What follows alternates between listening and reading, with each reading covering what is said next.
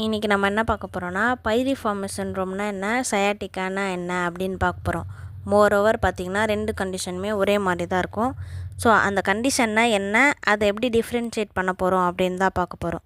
So first பைரிஃபார்மஸ் syndrome அப்படின்னா என்னென்னா, it is a compression of sciatic nerve under piriformis muscle. Piriformis muscle இருக்கும். So அதுக்கு உள் சைடில் தான் சயாட்டிக் நர்வ் வந்து பாஸ் ஆகும். அந்த மசில் பைரிஃபார்மஸ் மசில் வந்து டைட் ஆகிடுச்சி அப்படின்றம்போது சயாட்டிக் நர்வ் வந்து கம்ப்ரெஸ் ஆகும்.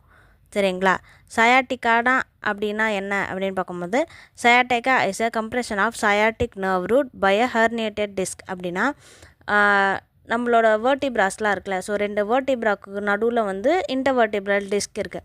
ஸோ அந்த டிஸ்க்கு வந்து ஹெர்னியேட்டட் ஆகிடுச்சி, அதாவது பின்னாடி பல்ஜ் மாதிரி ஆகிடுச்சி அப்படின்னும்போது உங்களுக்கு அந்த சைட்லேருந்து வர அந்த நர்வ், சயாட்டிக் நர்வ் வந்து கம்ப்ரெஸ் ஆகும். அதனால் உங்களுக்கு பெயின் ப்ரொடியூஸ் ஆகும். சரி, இப்போ நம்ம காசஸ் பார்க்கலாம். ஸோ வந்து சயாட்டிக்கா எதனால் வருதுன்னா, ஒரு நர்வ்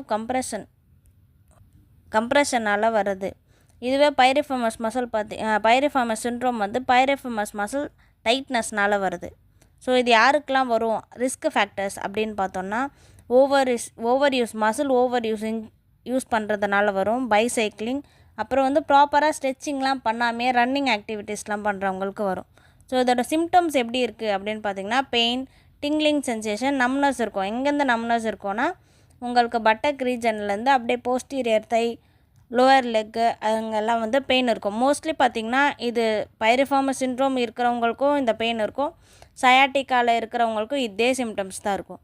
நம்ம இதை எப்படி டிஃப்ரென்ஷியல் டயக்னோசிஸ் பண்ணுவோம் அப்படின்னு பார்க்கும்போது, ஸ்பெஷல் டெஸ்ட் மோஸ்ட்லி யூஸ் பண்ணுவோம். பைரிஃபார்மஸ் ஸ்பெஷல் டெஸ்ட் பார்த்திங்கன்னா பாசிட்டிவாக இருக்கும். அவங்களுக்கு பைரிஃபார்மஸ் சிண்ட்ரோம் இருக்கிறவங்களுக்கு பைரிஃபார்மஸ் டெஸ்ட் வந்து பாசிட்டிவாக இருக்கும்.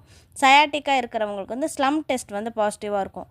ஸோ இன்னும் நம்ம டீட்டெயில்டாக பார்க்கணும் அப்படின்றம்போது சயாட்டிக்கா எப்படி நம்ம பார்ப்போன்னா, எக்ஸ்ரே எடுத்தோன்னு நினச்சிங்களேன், 2 வேர்டிப்ராஸ்க்கு நடுவில் பார்த்திங்கன்னா டிஸ்க் ஸ்பேஸ் வந்து ரிடக்ஷனாக இருக்கும். ஸோ அதிலே நம்ம பார்த்திங்கன்னா போஸ்டீரியர் சைடில் ஏதாவது பல்ஜிங் மாதிரி ஏதாவது தெரியுதா, ஆக்சுவலி அங்கே ஸ்பேஸ் வச்சு தான் நம்ம வந்து எக்ஸ்ரேலே பார்க்க முடியும்.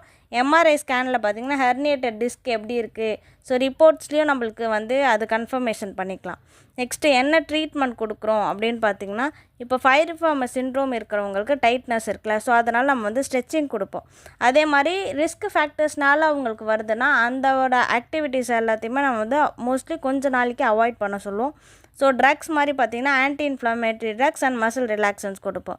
ஃபிசியோதெரப்பி ரிலேட்டடில் பார்த்திங்கன்னா, ஸோ நம்மளுக்கு வந்து அந்த சைடில் இருக்க என்னென்ன மசில்ஸ் இருக்கோ அதை நம்ம ஸ்ட்ரென்தனிங் பண்ணுவோம். இப்போ ஃபார் எக்ஸாம்பிள் பார்த்திங்கன்னா gluteus Maximus, gluteus மீடியஸ் muscle, biceps femoris, இந்த மசில் எல்லாமே ஸ்ட்ரென்தனிங் பண்ணுவோம். எதனாலனா வெறும் பைரிஃபார்மஸ் மசில் மட்டுமே ஓவர் ஆக்ஷன் பண்ணுறதுனால அந்த மசில் ஏதாவது டைட்னஸ் இருக்கும்ல, ஸோ மற்ற மசில்ஸை ஸ்ட்ரென்தனிங் பண்ணி இந்த மசிலில் வந்து ஸ்ட்ரெயின் ஆகாத மாதிரி பார்த்துப்போம்.